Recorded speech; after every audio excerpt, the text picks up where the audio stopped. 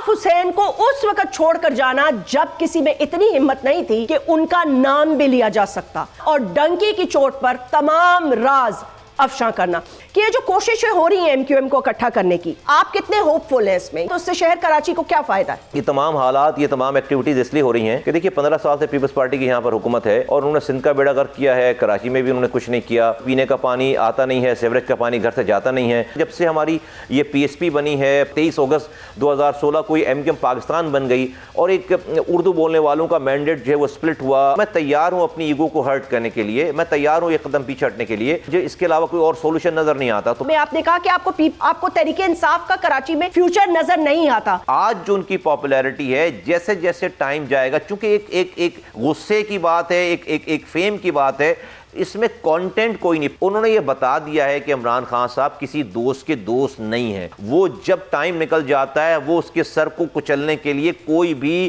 किसी भी हद तक जा सकते हैं।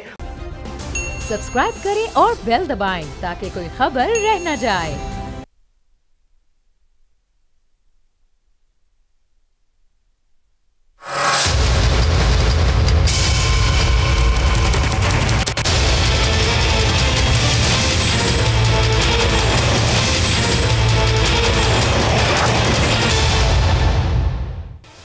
बिस्मिल्लाहिर्रहमानिर्रहीम, अस्सलाम वालेकुम। मैं हूं जैस्मीन मंजूर और आप देख रहे हैं प्रोग्राम बस बहुत हो गया।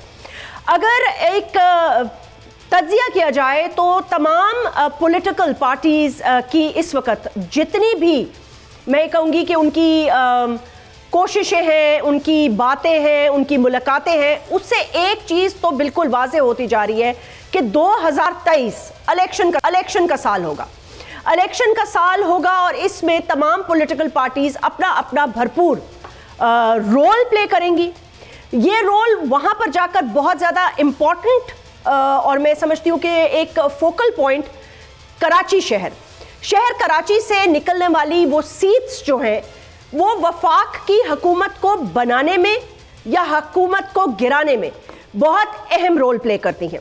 आपने देखा था नाजरीन, कल इसी प्रोग्राम में हमने सिंध के गवर्नर कमरान टिसोरी साहब से गुफ्तगू की थी और उसमें जो गुफ्तगू थी उसमें हमने तमाम पहलू से इस वक्त जो एक कोशिश की जा रही है एमक्यूएम पाकिस्तान और उनसे जुड़े या उनसे टूटे तमाम उन लोगों को यकजा एक प्लेटफॉर्म पे लाने की, जिसमें कमरान टिसोरी साहब एक रोल प्ले कर रहे हैं। उसके साथ साथ दीगर पॉलिटिकल पार्टीज जो हैं, यानी कि PSP में दीगर पॉलिटिकल पार्टीज इसलिए कहूंगी कि वो एक खुद अलग पॉलिटिकल पार्टी है, रजिस्टर्ड पॉलिटिकल पार्टी है, वो भी जद्दोजहद कर रहे हैं। मैंने एक पैकेज चलाया जिसमें आपने मुस्तफ़ा कमाल साहब की गुफ्तगू सुनी। उनकी इस बात से मैं बिल्कुल मुत्तफिक हूं and I completely 100% endorse this कि IMF आपको इंजेक्शन जरूर लगा सकता है, आपको डिस्प्रीन जरूर दे सकता है, आपके सर के दर्द को कम जरूर कर सकता है, लेकिन पाकिस्तान की मईशत जो एक कैंसर की शक्ल इख्तियार कर गई है वो उसका इलाज नहीं कर सकते। ये कशकोल टूट नहीं सकता। आप कब तक Saudi Arabia, China, United Arab Emirates, Qatar और दीगर ममालिक से इल्तिजा करते रहेंगे, उनके हाथ जोड़ते रहेंगे कि वो किसी तरह आकर डॉलर्स आपके जो फॉरेन रिजर्व्स हैं उनमें जमा करा सके ताकि आप डिफॉल्ट ना हो सके। आप इंटरनेशनल क्रेडिट को पूरा करने की नाकाम कोशिश कर रहे हैं। हुकूमत PDM की इसी नारे पे आई थी कि खान साहब की हुकूमत बहुत बुरी है, होगी हमें नहीं पता। आपने कहा कि उन्होंने ऐसा कर दिया, वैसा कर दिया, मईशत को तबाह हाल कर दिया, लेकिन मेरे भाई इस वक्त जो आप एक्सपीरियंस टीम लेकर आए हैं, आपने क्या किया? मुझे ऐसा लगता है कि पाकिस्तान में तमाम political experiments including previous experiments नाकाम होते जा रहे हैं और शायद उसकी हाइंडसाइट या उसकी सोच के अंदर आवाम की सोच के से कहीं मुख्तलिफ जाविये हैं, क्योंकि पब्लिक मैंडेट कुछ और कह रहा है। मैं आपको इस हुकूमत की एक छोटी सी मिसाल दे देती हूँ। कल से सोशल मीडिया पे और नेशनल मीडिया पे ये एक जो मंजरनामा है, एक फुटेज है, एक मैं कहूँगी दिल को दहला देने वाली तस्वीर है जिसको शायद मैं और आप रिलेट नहीं कर सकते, लेकिन बहुत सारे देखने वाले और सुनने वाले रिलेट कर सकते हैं। यहाँ पर जिंदगी सस्ती हो चुकी है और आटा महंगा हो चुका है। आज की बड़ी खबर यह है कि कल कुछ हमारे पाकिस्तानी शहरी जो हैं उन्होंने सस्ता आटा लेने के लिए उसकी कोशिश में भगदड़, और भगदड़ का अंजाम यह हुआ कि एक शख्स जो अपने बच्चों के लिए, जिसके 6 बच्चे हैं, 6 बच्चों का वालिद, वो आटा तो नहीं ले सका लेकिन अपनी जान से वो ज़रूर चला गया और उसकी सिर्फ इतनी कोशिश थी कि किसी तरह अपने 6 बच्चों का पेट पाल सके। अब पाकिस्तान की इस वक्त जो हुकूमत है पीडीएम की, मेरा उनसे सवाल है, ख़ास तौर पर वज़ीर आज़म पाकिस्तान शहबाज शरीफ साहब से मेरा सवाल ये है कि कहाँ गया आपका वो वादा? आप तो कह रहे थे कि पाकिस्तान में अगर आपको अपने कपड़े भी बेचने पड़े तो आप बेचकर लोगों का पेट पालेंगे। अब आईएमएफ की अगली किस्त के लिए आप और इसहाक डार साहब जिनीवा जा रहे हैं, आपके हाथ पांव बंधे हुए हैं। अगर आपको दूसरे मुल्क कर्जा ना दे, कर्जा भी मैं उसे नहीं कहती, अगर आपकी इमदाद के लिए आपके अकाउंट में, फॉरेन करेंसी अकाउंट में डॉलर्स ना रखें तो कल की जगह आज आपका दिवालिया हो जाएगा। यह आपकी कारकर्दगी है। बहरहाल, शहर कराची के हवाले से बहुत इंपॉर्टेंट बात की। शहर कराची बहुत कुछ कर रहा है, कर सकता है और करना चाहता है, क्योंकि यहां से 70% मईशत जनरेट होती है। लेकिन इस कराची शहर का कोई वाली वारिस है? मुझे लगता है नहीं है। मुस्तफा कमाल साहब पाक सरजमीन के सरबराह आज के खुसूस, उनसे गुफ्तगू करूंगी। उनकी शोहरत यह है मेरे नज़दीक और शायद कराची वालों के नज़दीक कि जब आप मेयर थे तो बेहतरीन काम किया। आप के दौर में जो डेवलपमेंट हुई उसके बाद मुझे नहीं लगता कि कराची में अब उसके बाद कोई उस नौयत की डेवलपमेंट हुई होगी। अंडरपासेस बने, फ्लाईओवर्स बने, बहुत काम हुआ और अच्छा काम हुआ। So you are obviously known for that. और दूसरी आपकी शोहरत है अल्ताफ हुसैन को उस वक्त छोड़कर जाना जब किसी में इतनी हिम्मत नहीं थी कि उनका नाम भी लिया जा सकता। उस वक्त छोड़कर जाना, उनसे बगावत करना, फिर वापस आना और डंकी की चोट पर तमाम राज अफशा करना। आज हम उनसे गुफ्तगू करेंगे। सैयद मुस्तफा कमाल साहब, बहुत बहुत शुक्रिया। अस्सलाम वालेकुम। मैं आपको वेलकम भी करना चाहूंगी and it's very good to see you active in politics again. जैसे कि आपने कहा 2023 इंशाल्लाह ताला इलेक्शंस का साल होगा। मुस्तफा कमाल साहब, मैं सिर्फ आपसे पहला सवाल ये है मेरा, आज मैं ये जानना चाहती हूँ कि ये जो कोशिशें हो रही हैं एमक्यूएम को इकट्ठा करने की, आप कितने होपफुल हैं इसमें? ये हो पाएगा? और अगर ये हो जाता है तो उससे शहर कराची को क्या फायदा है?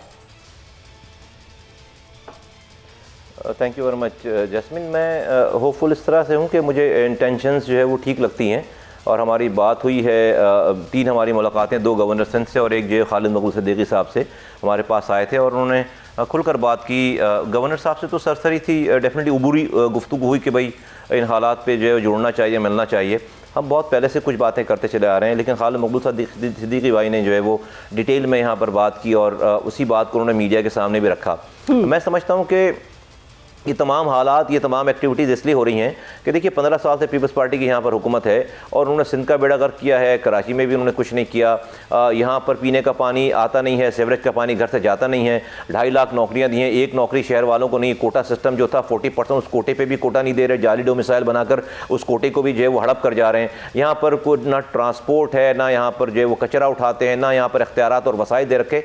तो अब वो जो हालात पिछले 15 सालों से और पिछले खास तौर पर जब से हमारी ये पीएसपी बनी है, पीएसपी के बाद जब 2023 में 23 अगस्त 2016 को एमक्यूएम पाकिस्तान बन गई और एक उर्दू बोलने वालों का मैंडेट जो है वो स्प्लिट हुआ, ना हम ख़त्म हुए ना वो ख़त्म हुए और कुछ लोग जो है मायूस होकर बैठ गए। तो इस वो जो स्प्लिट की वजह से उनको ये गुमान हो चला है, उनका ये मंसूबा है कि अपनी एडमिनिस्ट्रेशन की ज़ोर से, पुलिस से, आरओ से और अफसरों के ज़रिए वो इस शहर के मैंडेट को चुराना चाहते हैं, वो शहर पर के मैंडेट पर कब्जा करना चाहते हैं। इसी तरह से पीटीआई को भी ये गुमान है कि उन्होंने कोई कारकर्दगी नहीं दिखाई 4 सालों में, और ऑल्दो के वो ऑन द कॉन्ट्ररी वो जरदारी साहब के पीपल्स पार्टी के खुफिया वो पार्टनर रहे हैं, क्योंकि ना तो उन्होंने उनको छेड़ा है ना इन्होंने उनको छेड़ा इस्लामाबाद में, बल्कि सो मच तो सबने ये भी देखा कि पीपल्स पार्टी के सेनेटर्स ने पीटीआई के चेयरमैन सेनेटर को बनाने के लिए 12 से 13 वोट दे डाले। इतनी अंडरस्टैंडिंग थी।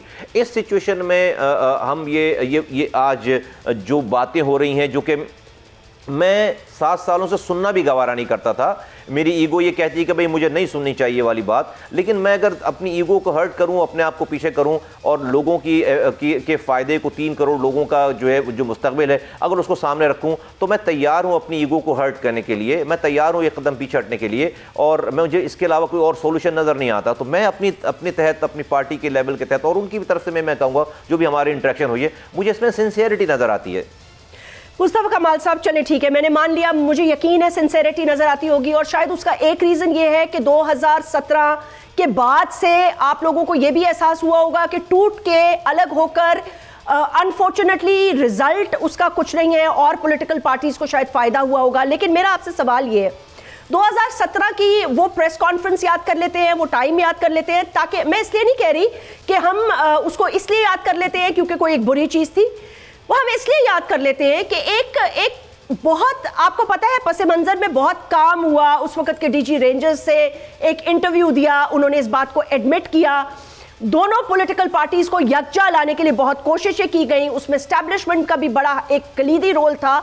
लेकिन आप लोगों ने अचानक पहले भाई भाई का नारा लगाया और फिर आधी रात को आके आप लोगों ने एक दूसरे के खिलाफ वो भरपूर प्रेस कॉन्फ्रेंसेस की कि हम सब लोग हैरान रह गए कि ये अचानक 2.5-3 घंटे में आवे का आवा कैसे बिगड़ गया, बदल गया। तो मुझे आज प्लीज खुलकर बताएं कि वो क्यों ऐसा हुआ, क्या वजह थी, why did you not come to an understanding? क्या पहली प्रेस कॉन्फ्रेंस बजोरे जबरदस्ती कराई गई थी?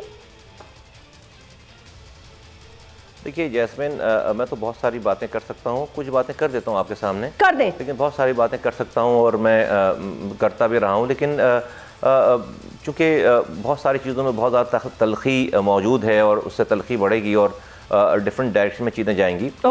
मैं आपको सिर्फ आपने जो बात की आपको जवाब दे देता हूँ। देखिए 2 घंटे में नहीं हुआ था सारा कुछ, वो 52 घंटों के बाद हुआ था। 52 घंटे अगर आप रिकॉर्ड निकालेंगे तो वो 52 घंटों के बाद, और उसमें डेफिनेटली एक हमारी प्रेस कॉन्फ्रेंस हुई थी मेरी और फारूक सत्तार भाई की, हमने खुले दिल से जो है वो सारी प्रेस कॉन्फ्रेंस की थी। फिर बाद में ये हुआ कि MKM के जो दोस्त थे, जो उनके फारूक सत्तार भाई की जो टीम के लोग थे, वो शायद उनसे नाराज़ हो गए। उन्होंने फिर जो है व्हाट्सएप मैसेजेस चला दिए कि पार्टी को बेच दिया गया है और सौदा कर दिया गया है। फारूक सत्तार भाई उससे जो है वो बैकफुट पे चले गए और उनकी पार्टी के लोगों से नाराज़ हो गए, उनके यहाँ रिफ्ट शुरू हो गई। फिर उसके बाद आपने देखा कि उसके अगले दिन उन्होंने अपनी प्रेस कॉन्फ्रेंस बुलाई जिसमें उन्होंने पार्टी छोड़ने का ऐलान किया। फारूक सत्तार भाई ने अपनी पार्टी छोड़ने का ऐलान किया, और उसमें वो अपनी वालदा को भी उन्होंने, मरहुमा अल्लाह ताला उनको के दर्जात बुलंद करे, फारूक सत्तार भाई की जो वालदा थी वो खुद वालदा को भी ले आए अपनी उस प्रेस कॉन्फ्रेंस में। फिर उन्होंने हम पर भी बजाय इसके कि वो अपनी पार्टी के लोगों पर के बारे में कहते कि भाई उन्होंने उनको जो है वो जिच किया है, वो उन्होंने हम पर भी इल्ज़ामात लगा दिए। वो उन्होंने अपनी लैंड क्रूज़र का जिक्र शुरू कर दिया, फिर उन्होंने मेरी लैंड क्रूज़र का जिक्र शुरू कर दिया, फिर उन्होंने बताया कि उन्होंने उसके अपनी लैंड क्रूज़र जो है कैसे खरीदी है, किस किस से उधार ले। तो ये वो सारी कहानी चली और फिर ये इंप्रेशन दिया गया कि कोई हमने उनको ज़बरदस्ती जो है वो इस्टेब्लिशमेंट के पास बुलवा कर हमने उनसे ज़बरदस्ती ये काम करी, ये इंप्रेशन दे। तो 52 घंटों तक मैंने इंतज़ार किया कि कोई इंटरवीन करे, कोई सेंस प्रेवेल करे। जब नहीं हुआ और हमारी हर तरफ से जो है बदनामी और हमारी बातें हमारे लिए शुरू हो गई, तो फिर मुझे मजबूरन जो है वो एक प्रेस कॉन्फ्रेंस करना पड़ा। ये 2-2.5 दिनों के बाद ये कुछ हुआ है जैस्मिन साहिबा। अगर आप रिकॉर्ड निकालेंगी तो मैं आपको ऑन एयर कह रहा हूँ कि ये 2.5 दिनों के 52 घंटे इंतजार करने के बाद फिर मैंने अपना वर्जन दिया। और उसके बाद वो it was a different thing definitely. वो उसकी बड़ी लंबी डिटेल्स हैं, आपने बहुत सारी चीज़ें बताई भी हैं और उसकी बड़ी और डिटेल्स भी हैं। आज जो इस सारी सिचुएशन हो रही है, देखिए पीपल्स पार्टी अपना मंसूबा बनाकर बैठी हुई कि वो अपनी एडमिनिस्ट्रेशन से शहर को ले लेगी। मैंने कहा ना कि मैं I should be the last person जो कि ये बात सुने भी, और हमने 7 सालों तक इन बातों को नहीं सुनना गवारा नहीं किया। मेरी ईगो ये कहती है कि बस कुछ भी हो जाए आखिरी सांसों तक अपनी बात पर अड़ के ख़त्म हो जाना है। लेकिन मैं जब आप जो है वो किसी पब्लिक की नुमाइंदगी करते हैं और जब आप लोगों को देखते हैं, देखिए मैंने 2016 3 मार्च 2016 भी अपनी ज़ात के लिए नहीं किया, आपने अपने इंट्रो में बताया। हमने उस वक्त आवाज़ उठाई थी जब सच बोलने की सबसे छोटी सज़ा मौत थी, 9-0 खुला हुआ था और मैं ब्लू आइड बॉय था। I mean you know it very well. आपको पता है कि मैं सेनेटर था उस वक्त जो है वो पाकिस्तान 6 महीने मुझे सेनेटर बने हुए थे, 5.5 साल मेरे सेनेटरशिप के बाकी थे। मेरी तो कोई लड़ाई नहीं हो सकती थी अल्ताफ हुसैन साहब से, मुझे तो सब कुछ उन्होंने दिया था। मुझे 20 साल पहले आज से एमपीए बना दिया, मुझे 19 साल पहले वजीर बना दिया, मुझे 15 साल पहले मेयर बना दिया, मुझे 10 साल पहले मुझे सेनेटर बना दिया। तो मैं तो बेनिफिशियरी था, सबसे बड़ा बेनिफिशियरी था। मुझे तो कोई वहां पर प्रॉब्लम ही नहीं थी, मेरे प्रोटोकॉल में कोई प्रॉब्लम, कुछ भी मुझसे छीना नहीं था। लेकिन इंसानों के लिए, मखलूक के लिए, मेरी कौम के लिए जैस्मिन अच्छे फैसले नहीं हो रहे थे, तो मैंने सारी पर्क्स प्रिविलेजेस उस वक्त छोड़ दी जब हमें मौत का खतरा था, मेरे बच्चों को मौत का खतरा था। आज भी अगर मैं इन तमाम, मुझे पता है आपके पास वीडियोस हैं, मेरी रिकॉर्डिंग्स हैं, दुनिया के पास मैंने मुखालफत, कोई मुनाफत नहीं की, छुप करने की, डंके की चोट पर मैंने एमकेएम की मुखालफत की है। आज अगर मैं मुफाहमत की बात कर रहा हूं तो मैं छुप कर ये मुफाहमत मुनाफत के जरिए नहीं करना चाह रहा, मैं ऑनेस्टली ये मुफाहमत करना चाह रहा हूं कि मेरे पास आज जो हालात आ गए उसमें चैलेंजेस बड़े हैं, उसमें मेरी ज़ात अगर माइनस होती है, मेरी ज़ात अगर नफ़ी होती है और उससे अगर 3 करोड़ लोगों का फायदा होता, अगर देखिए पीटीआई के पास शहर था, चला लेती, अच्छा कर लेती, ये नौबत नहीं आती। पीपल्स पार्टी के पास 15 सालों से ये शहर है, ऐसा कर लेती कि सारी पार्टियां बंद हो जाती हैं और सब लोग पीपल्स पार्टी में शामिल हो जाते। उन्होंने तो जो है वो हमें डरा के रख दिया, हमारी नस्लों को जो है वो और ज्यादा जो है वो मगलूब करना चाहते हैं, वो टेक ओवर करना चाहते हैं। वो इसलिए हम आज इस वाली बात पर सोचने पर मजबूर हैं कि भाई अगर हम अपनी जात से नहीं उठकर आए, अपनी अन्ना को पीछे छोड़कर नहीं आए तो शायद हमें तारीख माफ नहीं करेगी। इसलिए मैं ये आज ये बातें सुन भी रहा हूं और मैं इसके ऊपर डिस्कशन कर रहा हूं। ठीक है मुस्तफा भाई, आई कंप्लीटली एग्री। मुझे पता है कि आपने डंकी की चोट पे किया, मुझे पता है कि आपने सामने किया, कोई मुनाफकत नहीं की, जो बोला आपने openly right in front of the press, because वो टाइम था जब आपके घर पे DSNGs की लाइन लगी रहती थी, एंड दैट इज ट्रू। मैंने पहले भी इसका भरपूर तरीके से इस चीज को अप्रिशिएट किया, and you did it for your country. चलें, ये बात मान ली। अब मेरा आपसे सवाल ये है, ठीक है आप लोग एक हो जाते हैं, बहुत अच्छी बात है, आप लोगों को एक नया कोई मैंडेट देना पड़ेगा शहर कराची के लिए, जो भी आप बात करेंगे बोलना होगा, जो भी आपको, चले मंशूर तो बहुत दूर की बात है, कोई दिल को जीतने वाली ऐसी बात करनी होगी। आपकी बात में तो फिर भी वजन हो सकता है। कल जब आपका इंजमाम हो जाता है, ये जम हो जाती हैं दोनों पार्टीज, मुझे नहीं पता जम होंगी एक पार्टी ऑलरेडी आपके नाम से रजिस्टर्ड है, उसका क्या होगा। लेकिन मेरा बुनियादी सवाल ये है कि अभी भी आपकी प्रेस कॉन्फ्रेंस में ये बात थी कि कराची शहर पे जुल्म करने वाले पीपल्स पार्टी और MQM दोनों हैं। ऐसा नहीं है कि MQM कभी पॉलिटिकल पार्टी का हिस्सा ना रही हो। यहां पे भी सिंध में भी उन्होंने हुकूमत भी किया, हुकूमत को ब्लैकमेल भी किया, वफाक के अंदर भी उन्होंने किया, वोट ऑफ नो कॉन्फिडेंस का हिस्सा भी वो रहे, हर हुकूमत का हिस्सा वो रहे। तो फिर आप मुझे ये बताएं ना कि मैं MQM के ऊपर दोबारा कैसे एतबार कर लूं, जो अभी भी हुकूमत का हिस्सा है और बड़ी बड़ी बातें कर रही है कि जी हम आके शहर ठीक कर देंगे। देखिए बिल्कुल आपका क्वेश्चन भजा है और मैं इसको बिल्कुल डिनाई नहीं करूँगा, लेकिन इशू ये है कि हमारे पास क्या ऑप्शन रह जाते हैं। मैं PTI का फ्यूचर नहीं देखता, पीपल्स पार्टी इसको ओन नहीं करती। जो आप बात कर रही हैं मैं अगर अपनी ज़ात अपनी पार्टी के हवाले से लोगों की बात करूं, हमारी एक लेगेसी है काम की, हमारी एक लेगेसी है ईमानदारी की, हमारी एक लेगेसी है जो है वो डिलीवरेंस की, और हमारी एक लेगेसी है कि हमने मुनाफकत नहीं किया, हमने जो कुछ किया सामने किया। मैं समझता हूं कि हम अपनी इस स्ट्रेंथ के साथ हम अपने इन दोस्तों को, जो बातें मैं TV पे बैठकर, जो बातें मैं जलसों में और प्रेस कॉन्फ्रेंस में करता रहा हूँ, हम शायद समझते हैं कि शायद हम अपने MQM को दोस्तों को ये स्ट्रेंथ प्रोवाइड कर सकते हैं कि वो अच्छे फैसले करें और अच्छे फैसले करें, और उन चीज़ों को जिससे जो है वो जहाँ पर कॉम्प्रोमाइज़ हुई हैं, जिससे नुकसान, इज्तिमाई नुकसान हुआ है, मेरा ये गुमान है कि हम अगर अपनी स्ट्रेंथ उनके साथ जोड़ेंगे, हम शायद उनको ये इस पे कन्विंस कर सकें, या उनको ये करे जाए, या स्ट्रेंथ आए कि वो फिर जो है वो बड़े फैसले कर सकें, लोगों के लिए फैसले कर सकें। हम जब कमरे में बैठकर बात करेंगे तो मेरा ये गुमान है कि हम उन्हें, वो भी राज़ी हो जाएंगे और हम भी उन्हें राज़ी करने में, उनको उनकी मदद करने में उनका हाथ बटा सकते हैं। मेरा ये गुमान है इस वाली बात पे। तो इतना मौका दिया है, थोड़ी सी प्लीज़ जो है वो इसको थोड़ी सी हमें, इसलिए कि ऑप्शन नहीं है इसके अलावा, हमें थोड़ा सा टाइम दें। अगर ये चीज़ें होती हैं तो मैं समझता हूं कि मैं अपने अगर उनसे मैं बैठकर सामने बात करूंगा, उनको हम अपनी जो हमारी स्ट्रेंथ है उस स्ट्रेंथ हम उनके साथ जोड़ते हैं अगर, तो मैं समझता हूं कि शहर और सूबे के लिए और मुल्क के लिए अच्छे फैसले होंगे। मुस्तफा कमाल साहब ने अभी एक बात की, उन्होंने कहा कि मुझे PTI का यहाँ फ्यूचर नज़र नहीं आ रहा। ये बात उन्होंने, क्या उनको MQM का फ्यूचर नज़र आ रहा है? अभी जो बाय इलेक्शंस हुए उनमें तो हालात मुख्तलिफ थे। मैं एक वक्फा लूंगी और उसके बाद यही सवाल I am going to put it in front of Mustafa कमाल।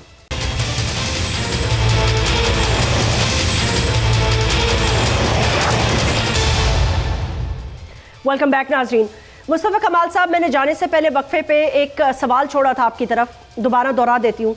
2019 से लेकर अब तक मतलब है, और फिर जब हुकूमत गई उसके बाद जो अब बाय इलेक्शंस का साल हमने पिछला देखा, उसमें जो भी रिजल्ट्स आ रहे हैं, चाहे वो शहर कराची के हों या पंजाब के हों, हर तरफ तहरीके इंसाफ की जीत है। लेकिन आपने मुझे अभी अपने एक सवाल के जवाब में आपने कहा कि आपको तहरीके इंसाफ का कराची में फ्यूचर नजर नहीं आता। ये कैसे मुमकिन है? मतलब आज की जो यूथ है, उनकी जो पॉलिटिकल इस वक्त स्ट्रेंथ है, या उनकी जो एक, मैं ये कहूँगी जो उनका बयानिया है, जो उनकी बातचीत है, वो तो बिल्कुल इसके बरक्स है।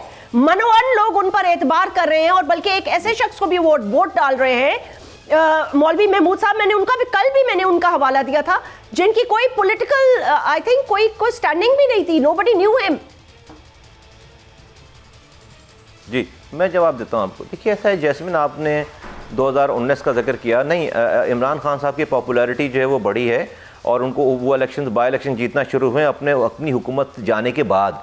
अपनी हुकूमत में उन्होंने 90% अपने बाई इलेक्शन वो हार गए हैं, आप रिकॉर्ड उठाकर निकाले वो उनका जो एक पॉपुलैरिटी सर्ज आया है, वो तो इलेक्शन उनको हुकूमत से निकलने के बाद उनकी ये पॉपुलैरिटी जो है कि ये वेव आई। अच्छा उसकी वजह जो इमरान खान का पॉपुलर होना या कोई नई बात नहीं है, बल्कि इमरान खान के सामने जो टीम है, जो पुरानी टीम है, लोग उससे इतने बज़्ज़न थे और हैं, जिसकी वजह से उन्होंने ज़िद में आकर जो इमरान खान साहब, जब उन्होंने शक्लें देखी हैं, जब उन्होंने सारा सिस्टम देखा है कि वही लोग, वो सारा सिस्टम, वो उस ज़िद में आकर लोग जो है वो जाकर खड़े हो गए हैं सारी चीज़ों में। अब उसकी एक लाइफ है, इस पॉपुलैरिटी की एक लाइफ है। अगर आपके पास कंटेंट हो ना, आपके पास पैकेज हो, अगर आपके पास वही पुराने नारे हैं, ओए मैं मार दूंगा, ओए वो चोर है, वो भाग गया, ये तो लोग सुन चुके हैं, ये तो सारी बातें सुन चुके हैं। और उस वक्त सुन चुके हैं जब आप बहुत स्ट्रांग थे, एस्टेब्लिशमेंट उस वक्त की आपके साथ थी, आपको कोई सामने खड़ा होने वाला नहीं था, नैब आपके कंट्रोल में, अदलिया आपके कंट्रोल में, आपके लिए फैसले दे रहे थे, जिसको चाह रहे थे आप जो वो फारिग करा रहे थे, जिसको चाह रहे थे आप सादिक और अमीन करवा रहे थे। ये उस स्ट्रेंथ के बाद आप इस मुल्क में एक एपिसोड ऐसी नहीं बता सकते कि जहां पर इस मुल्क के लिए कोई टेंजिबल किस्म की, मैं कराची की अगर बात करूं, K4 जो है वो जहां था 4 सालों में वहीं तक रुका हुआ है पानी का मंसूबा 260 बिलियन गैलन का। जो ग्रीन लाइन थी, वो ग्रीन लाइन पे स्ट्रक्चर बनाकर गई थी PMLN की गवर्नमेंट, 20 बसें आना थी, कैमरे लगने थे, पूरे दौर में 20 बसें कैमरे नहीं है, आखिरी चंद हफ्तों पहले कोई 20 बसें लगाकर आधे रूट को जगह इफ्तिताह किया गया। इस तरह से 1100 अरब रुपए का पैकेज आए, 11 अरब रुपए भी नहीं आए, 162 अरब रुपए का पैकेज आए, 1 रुपए भी नहीं आया। वहां पे 8 दफा खान साहब जो उस शहर में आते हैं। तो मैं ये समझता हूं कि नहीं, आज जो उनकी पॉपुलैरिटी है, जैसे जैसे टाइम जाएगा, चूंकि एक गुस्से की बात है, एक फेम की बात है, इसमें कंटेंट कोई नहीं। फिर जो उन्होंने स्टांस ले लिया है, देखें उन्होंने ये बता दिया है कि इमरान खान साहब किसी दोस्त के दोस्त नहीं है। वो जब टाइम निकल जाता है, वो उसके सर को कुचलने के लिए कोई भी किसी भी हद तक जा सकते हैं। वो किसी के मोहसिन, सारे मोहसिनों के सर कुचल, ये तो वाज़ेह हो गई ना। बाजवा साहब से ज़्यादा उनकी खिदमत या उनके लिए ये सारे रास्ते किसने बिछाए होंगे। उन्होंने पूरे पाकिस्तान को कुचल कर रख दिया इमरान खान साहब को लाने के लिए, लेकिन आज वो इमरान खान साहब सब कुछ भूल कर उनके सर को कुचल रहे हैं। मोहसिन बेग का जो है वो हमारे जो सहाफ़ी हैं और अखबार चलाते हैं, उन्होंने जिस तरह से इमरान खान को जिसे कहते हैं कि कार्व आउट करवा के, पैसे लगवा कर, उसकी लॉबिंग करके जिस तरह से उनको प्रोजेक्ट किया, उनको सामने पेश किया। जहांगीर तरीन उनको उन्होंने घर पे अरेस्ट करवा दिया, ओन चौधरी, जहांगीर तरीन, ये सारी वो मिसालें हैं जिससे पता चलता है बंदे की DNA का कि नहीं भाई, कोई आप आज अगर कोई मदद करे या कोई मोहसिन बने तो इमरान खान साहब जब उनका टाइम गुजर जाएगा वो उसके सर को कुचल देंगे। तो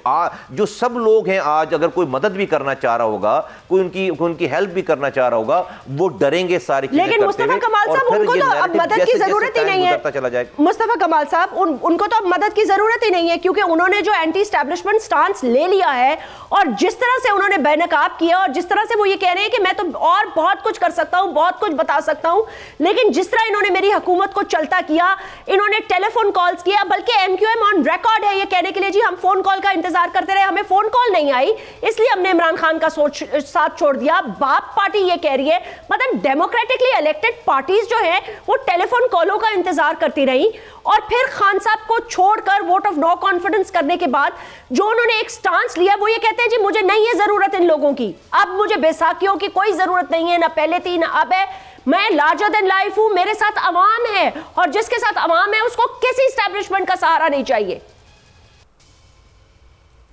जैस्मीन बीबी, मैं आपके सारे व्यूज की बड़ी कदर करता हूं, नहीं, मेरे व्यूज नहीं है, ये मेरे व्यूज नहीं है मुस्तफा कमाल साहब, ये उनके बयान है। ठीक है, हाँ ठीक है, मैं जवाब देता हूँ। देखिए, मैं तो जब तक हुकूमत में थे उससे पहले की तो बात ही नहीं कर रहा, मैं उसके बाद की बात, जब से उन्होंने एंटी एस्टैब्लिशमेंट बयानिया लिया है, मुझे ये बता दें कि अब तक उनकी अपनी ज़ुबान से, अपने लोगों की ज़ुबान से एस्टैब्लिशमेंट के लोगों से कितनी मुलाकातों की खबर आ चुकी है बाहर, हैं कितनी ऑथेंटिकेटेड जिसको एंडोर्स हुई है सब तरफ से, पीटीआई वाले भी एंडोर्स कर रहे हैं और एस्टैब्लिशमेंट एंडोर्स कर रही है। ये कैसा एंटी एस्टैब्लिशमेंट बयानिया है कि एक तरफ आप जो है वो 2 दिन के लिए गालियां बकते हैं, फिर उसके बाद जाकर मुज़ाकरात करते हैं, बंदे भेजते हैं, जाकर उनको मनाने की कोशिश करते हैं, उनको लाइफ टाइम की एक्सटेंशन देने के लिए तैयार हो जाते हैं। ये तो तजाद है, ये तो मुनाफकत है। कोई एंटी एस्टैब्लिशमेंट बयानिया नहीं है उनका एस्टैब्लिशमेंट बयानिया ये है कि भाई एस्टैब्लिशमेंट उनके साथ क्यों नहीं खड़ी है। उनका एंटी एस्टैब्लिशमेंट बयानिया जो ये कह रहा है वो गलत कह रहा है। वो कह रहे हैं नहीं, पाकिस्तान के एस्टैब्लिशमेंट का अगर वजूद है तो इमरान खान साहब के लिए खड़े होने के लिए वजूद है, अदरवाइज एस्टैब्लिशमेंट का और कोई काम नहीं है। जुडिशरी का अगर कोई वजूद है या नैब का वजूद है, उनके साथ खड़े होने के लिए वजूद है। जो 365 की असेंबली है, एक आदमी भी उसमें नॉन पीटीआई का आ गया तो वो चोर है, वो डाकू है, वो नैबज़दा है, वो फॉरेन एजेंट है, वो सब है। जो अमर बिल मारूफ पे है वो सिर्फ और सिर्फ पीटीआई का कारकुन और पीटीआई का झंडा लपेटा हुआ आदमी हो, भले उसकी ऑडियोज आ रही हैं, भले उसकी वीडियोज आ रही हैं, भले वो तोशाखाना बेच रहा है, भले वो फरागुगी को जो है वो डिफेंड कर रहा है, कोई उसकी जो है वो उसके मसाइल नहीं है, सिर्फ और सिर्फ पीटीआई का होना चाहिए। ये ड्रामा दिनों का है, सिर्फ नहीं चलने वाला। आप इतनी सीनियर एंकर हैं, आपने सारे ज़माने देखे हैं, मुशर्रफ साहब के ज़माने से और अब तक सारी चीज़ें। इस पाकिस्तान में कुछ रियलिटीज़ हैं और उन रियलिटीज के हिसाब से तो अब तक बहुत कुछ हो जाना चाहिए था। इमरान खान साहब बहुत अच्छी किस्मत लेकर आए हुए हैं, खुशकिस्मत हैं कि उनके साथ अभी कुछ भी नहीं हुआ है। अभी तक आज तक वो पाकिस्तान की 70 साल तारीख में उनके साथ स्पेशल ट्रीटमेंट है, खुदा की कसम। वरना हम इस सिंध के कराची के रहने वाले हैं, इससे जरा सी गुस्ता, इससे बहुत जरा सी, ये तो बहुत ज्यादा की बात है, जरा सी गुस्ताखी पे लापता हो जाते हैं लोग। लाशें पड़ी हुई मिलती हैं उनकी यहाँ पर, और यहाँ पर सारा तितर बितर हो जाता है, घरों में कूद जाते हैं लोग यहाँ पर। ये तो इमरान खान साहब बहुत ही जबरदस्त किस्म का अपनी एक वो लेगेसी, अपनी किस्मत लेकर उतरे हैं कि उनसे आज तक भी उनके साथ ये कुछ भी नहीं हो रहा। मैं इसको पॉलिटिकल फ्यूचर नहीं देखता, अल्लाह को पता है, खैर मैं तो अपनी एनालिसिस कर सकता हूं जो, और मैं ये कोई बड़ी खुशी से जैस्मिन ये बात नहीं कह रहा। देखें, मैंने 2018 के इलेक्शन को जो भी हमारे साथ हुआ, हमारी सीटें छीनी गई, मैं नहीं कह रहा सारी सीटें हम जीत रहे थे, लेकिन हम सारी सीटें हार भी नहीं रहते। उसके बावजूद जो मेरा पहला स्टेटमेंट है, मैंने कहा कि मैं चाहता हूं कि इमरान खान साहब की हुकूमत इमरान साहब कामयाब हो, पीटीआई कामयाब हो, क्योंकि स्टेटस को चैलेंज करने वाली एक नई जमात आई है। पीएमएलएन से, पीपल्स पार्टी से अगर जो है वो एक छुटकारा हासिल हो जाए और उनको और एक नई जमात आकर कारकर्दगी दिखाए और डिवॉल्व करे, इख्तियारात और वसाइल नीचे लेकर आए, तो I would be the happiest one. मुझे जरूरत नहीं कि मैं जीतूं या वो जीतें, लेकिन अनफॉर्चुनेटली जो 4 साल का अमल है, उन्होंने सारे पिछली हुकूमतों के गुनाहों को धो डाला है, मुस्तफा कमाल साहब। आज बनकर आकर हुकूमत में सारे लोग बैठे। ठीक है, एक बात बताइएगा, 2019 में आपने कहा, एस्टैब्लिशमेंट ने कहा कि आप इनका साथ दें, नहीं दिया आपने, जबकि आप चाहते हैं कि स्टेटस को टूटे, तो क्यों नहीं दिया? आपने कहा मिठाई के डब्बे भी गाड़ी में पड़े थे, बातचीत भी, और मुझे अच्छी तरह यह पता है कि आपकी पार्टी के सबके साथ अच्छे ताल्लुकात हैं और पीटीआई के लोगों से दोस्ती भी है। बहुत सारे लोगों ने ऑफर भी की, कुछ ने तो यह भी कहा कि भाई आप अपनी पार्टी को के साथ शमूलियत हो जाएं या कोई अलायंस कर लें। कुछ क्यों आपने उस वक्त इनकार किया? What was the reason? मतलब है अगर आप उनके साथ आ जाते और जी जैस्मिन, वो मर्ज होने की बात कर रहे थे, वो पार्टी को ख़त्म करके और पार्टी को मर्ज करने की बात कर रहे थे, और उस वक्त 1 साल हो चुका था पीटीआई की हुकूमत को, और उस 1 साल के अंदर उनके सारे किए गए वादे के 90 दिन में करप्शन ख़त्म हो जाएगी, $200 अरब आ जाएगा और जो रिफॉर्म्स आ जाएंगी, बहुत सारी चीज़ें, उनमें से कुछ भी नहीं हुआ था। और सारी बातें और उनके लोग एक्सपोज होना शुरू हो गए थे। वो 1 साल के अंदर जो उस वक्त तक 3 फाइनेंस मिनिस्टर चेंज कर चुके थे, हर बुजदार को लगा चुके थे, उनकी कहानियां बाहर आ रही थी, ये सब कुछ होने लगा था, एक साल में चीजें बाहर आ गई थी। तो हम ये उस वक्त भी कह रहे थे कि ठीक है, आप प्लीज हमारे साथ ये मेहरबानी करें कि हमारी दोस्ती कराएं, हमसे अलायंस करें, आप हमसे दोस्ती करें, हमसे पॉलिटिकल अलायंस करें आप में। लेकिन वहां से ख्वाहिश ये थी कि हम अपनी पार्टी को मत देखें। कराची की एक डायनामिक्स है, अगर हम उस वक्त ये काम करते तो यहां पर जो एंटी स्टेट फोर्सेस हैं उनको बहुत ज्यादा मौका मिलता और वो यहां पर रीसर्च होती हैं दोबारा, और ना हम किसी सारे अंडे अगर आप एक ही बास्केट में रख दें तो वो जो है that was not the wise decision. हम कहते थे भाई, हमने ये तक भी बात की कि भाई शेख रशीद साहब जो है वो एक शख्स की पार्टी हैं, जब वो आपसे मर्ज नहीं हुए, उन्होंने अपनी पार्टी खत्म नहीं की, उन्होंने अपनी शनाख्त रखी हुई है, तो आप यहाँ ये काम क्यों करने जा रहे हैं? आप अलायंस करें। लेकिन डेफिनेटली अलायंस उस वक्त उनका ख्याल था कि भाई जो उनके कोलिशन पार्टनर्स हैं उस वक्त के वो नाराज हो जाएंगे, तो इस तरह की बात थी। तो उसकी वजह ये है, और मैं तो बहुत हमेशा से वेल विशर रहा हूँ, और हमने तो जब भी उनकी हुकूमत गई भी थी उस वक्त हमने ये, अब मर्जर होगा, एमक्यूएम और पीएसपी का मर्जर होगा। देखें yet to be decided, we have not reached to that stage, yet to be decided। और आज के हालात बिल्कुल डिफरेंट हैं, ये 2019 नहीं है, ये 2023 है। लेकिन क्योंकि आपने अपनी बात में बार-बार मुस्तफा भाई आपने बार-बार अपनी बात में ये बात कही ना कि अना को पीछे रखना होगा, अना को, तो अक्लमंद के लिए इशारा काफी होता है। तो जब आप जैसे शख्स ये बात कर रहा है तो आपने कहा कि अगर मेरी कुछ चीजों पे अगर मुझे बैकफुट पे जाना पड़े for the greater good of Karachi और एमक्यूएम एक साथ होती है वोट बैंक के लिए, पहली बात तो मुझे उससे शक ये हो रहा है कि सबको एग्रीड है कि खालिद मकबूल सिद्दीकी साहब के कमांड एंड कंट्रोल में एक स्ट्रक्चरल तरीके से एमक्यूएम पाकिस्तान पूरी पार्टी होगी। Jasmine, to be very honest, देखिए मैं तो चीज़ों को छुपाता नहीं हूँ, कोई चीज़ तय हो जाती है तो मैं उसको बोलता हूँ, और जब ये तय हो जाएगी कोई चीज़, अभी हम उस स्टेज पे नहीं पहुँचे, और उसमें कोई शायद हमें कोई महीनों और साल नहीं लगे उस स्टेज में पहुँचने में, शायद जो है वो हफ्तों की दिनों की बात हो, डेवलपमेंट्स हो रही हैं। जब हम उस स्टेज पे पहुँचेंगे तो बिल्कुल मैं जो भी फैसला होगा मैं बताऊँगा आपको कि क्या क्या डिसाइड हो गया। अच्छा मुस्तफा कमाल साहब, because we coming to the end of this segment, मतलब दिस शो, लास्ट 2 मिनट्स है, मैं चाहूंगी कि आप क्विकली रैप अप कर दीजिएगा। और इस रैप अप में मैं आपसे ये पूछना चाहती हूँ, आपको लगता है कि 2023 ही इलेक्शन का साल होगा? मईशत के बहरान से हम निकल जाएंगे, या कोई ऐसी अनहोनी चीज भी हो सकती है जिसका शायद गुमान नहीं है अभी लेकिन बातचीत है हवा में? देखिए जैस्मिन, नंबर 1 तो बात यह है कि पाकिस्तान अब इस निज़ाम के तहत, इस स्ट्रक्चर के तहत नहीं चलाया जा सकता फर्दर, ये फेल हो गया है। और उसमें मैं ये कहता हूँ, मैं जब ये कहता हूँ वो ये कि आप आइन में आर्टिकल 6 आपको याद होता है जब आपकी कोई असेंबली ख़त्म कर देता है, आइन में आपको दूसरे वो सारे शिक याद होते हैं जब आपकी अपने ऊपर कोई बात आए। आपको आइन में आर्टिकल 140A याद नहीं रहता हमारी जमहूरी क़ुव्वतों को। 18वीं तरमीम के बाद सारे इख्तियारात और वसाइल जो सूबों के पास आ गए, सूबे जो है वो इस वक्त जो है वो सारा वज़ीर आला हाउस जो है वो सारे इख्तियारात और वसाइल पाकिस्तान के लेकर पार्क लेकर के बैठ गया है। उसको जो ट्रिकल डाउन होता है सूबे के लोगों को, डिस्ट्रिक्ट को, टाउन्स को, यूनियन काउंसिल को, वहां से वो ट्रिकल डाउन नहीं हो रहा। तो वो जो उसकी अफादियत थी, फर्ज के मेरे शहर की अगर बात करूं, वो जो वफाक से इख्तियारात और वसाइल आकर सूबे के और सूबे से नीचे शहर में जाने चाहिए थे, एनएफसी अवार्ड के बाद provincial finance commission PFC award का इजरा होना चाहिए था, ताकि हर शहर को, डिस्ट्रिक्ट को उसके हिसाब से, उस फॉर्मूले के हिसाब से पैसे मिलते, इख्तियारात मिलते। वो वज़ीर आला हाउस में पार्क हो गए।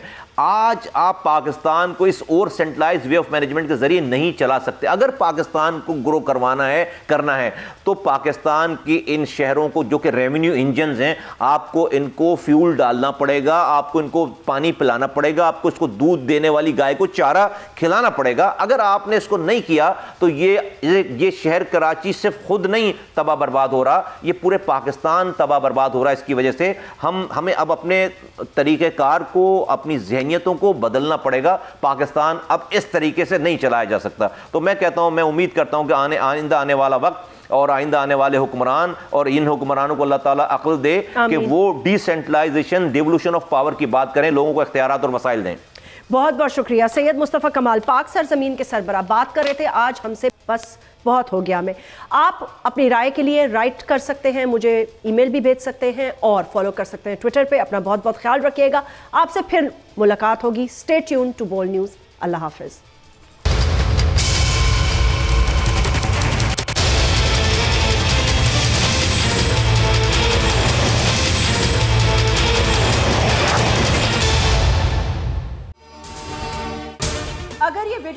पसंद आई है तो इस चैनल को सब्सक्राइब करें और बेल आइकन को क्लिक करें। 2022 बहुत सारे तोहफे भी देखे गया पाकिस्तान की आवाम को। पाकिस्तान की आवाम को एक तोहफा ये दिया कि आवाम को पता चल गया कि पाकिस्तान का मीडिया क्या है। साल 2022 में सबसे ज्यादा देखे जाने वाला चैनल बोल न्यूज रहा नंबर 1। हमने बहुत सारे शोज और ट्रांसमिशंस की, पूरा साल मुसलसल जदोजहद में निकल गया कि ये वोट ऑफ कॉन्फिडेंस के पीछे कौन लोग थे। तोड़े रेटिंग के सभी रिकॉर्ड। सोशल मीडिया पर भी सबसे ज्यादा तेजी से 2.4 बिलियन व्यूज का संगे मील अबूर किया। एंकर्स को भी आवाम में सबसे ज्यादा मकबूलियत मिली और सोशल मीडिया पर भी बोल रहा सब पर भारी। सब्सक्राइब करें और बेल दबाएं ताकि कोई खबर रह न जाए।